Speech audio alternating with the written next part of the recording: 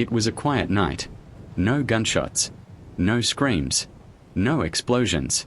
Just a train moving through the darkness of England. But what if I told you that this silent night would become one of the most shocking crimes in history? What if I told you that a group of ordinary-looking men stopped a moving train and stole millions, without firing a single bullet? How did they do it? Who planned it? And why did the perfect crime still fail? This is the true story of the greatest train robbery of all times. Before we begin, if you enjoy real history stories told like a movie, make sure to subscribe to the channel so you never miss stories like this. In the early 1960s, Britain was changing. The country was rebuilding after war, and money was moving faster than ever. Every night, a special mail train travelled from Glasgow to London. This train did not carry passengers. It carried letters, packages, and large amounts of cash collected from banks and businesses across the country. People trusted this system completely. No one believed such a train could ever be stopped. The Royal Mail train followed the same route every night. The same time. The same speed. The same stops. This routine made it safe in the eyes of the authorities, but dangerous in reality.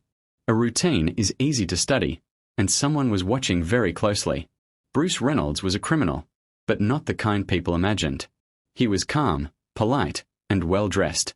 He did not look like a robber. He believed that a crime should be clean, quiet, and smart. Reynolds dreamed of one perfect job that would make him rich forever. He did not want violence. He wanted control. Reynolds gathered a group of men he trusted. Some were drivers. Some were planners. Some knew trains. Each man had a role. They were not strangers. They were professionals in crime, and they worked like a team. For months, they studied maps, train schedules, and railway signals. They knew exactly where the train slowed down. They chose a remote place called Sears Crossing. It was far from cities and easy to escape from. The plan was simple but risky. They would change a railway signal to red. The driver would stop the train, thinking something was wrong.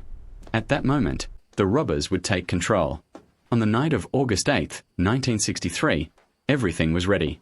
The men waited in silence as the train approached. The signal turned red. The train slowed.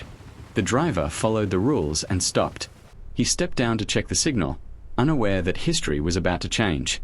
The robbers moved quickly. They overpowered the driver and took control of the train. No guns were used. No one was killed. Everything happened fast and quietly. The crew was shocked, but alive. The robbers knew exactly which carriage held the money. Inside the money coach were bags filled with cash. More money than most people would ever see in their lifetime. The robbers worked against time. They knew the police could arrive at any moment. In just 30 minutes, they moved 120 bags of cash into their vehicles. The amount stolen was £2.6 million. At that time, it was the largest robbery in British history. The men escaped into the night, believing they had done the impossible. They laughed. They celebrated. They believed they were free. They drove to a quiet farmhouse where they planned to hide for a few days. The plan was to rest, divide the money, and disappear forever. For a moment, it seemed like the perfect crime. But perfection is fragile. Inside the farmhouse, the men relaxed too much. They touched everything. Bottles, plates, furniture. They talked loudly. They stayed longer than planned. What they did not know was that every touch left a mark. Every mark told a story. And the police were already following the trail. The discovery of the abandoned train shocked the nation. Newspapers exploded with headlines. People could not believe that such a crime was possible. The government demanded answers. The police launched one of the largest investigations in British history. Detectives followed every clue. Tire tracks. Witness reports. Small details others would miss. Soon, they found the farmhouse.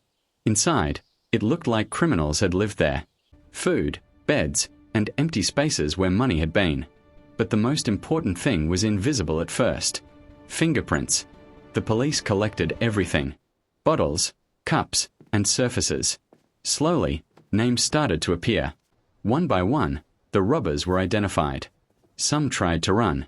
Some tried to hide. But the pressure was too strong. Arrests followed across the country. The men who once believed they were untouchable now stood in handcuffs. The court showed no mercy. Long prison sentences were given. Some men spent decades behind bars. Most of the stolen money was never recovered. Some of it was spent. Some of it was hidden forever. Even today, people believe part of the money is still out there. The Great Train Robbery became a legend. Not because of violence, but because of planning. Because it showed how intelligence could defeat power, and how one small mistake could destroy everything. The story still fascinates people today. It reminds us that no crime is perfect. No plan is flawless. And even the smartest minds can fail. This was not just a robbery. It was a moment that changed history. And this is why the greatest train robbery of all times will never be forgotten.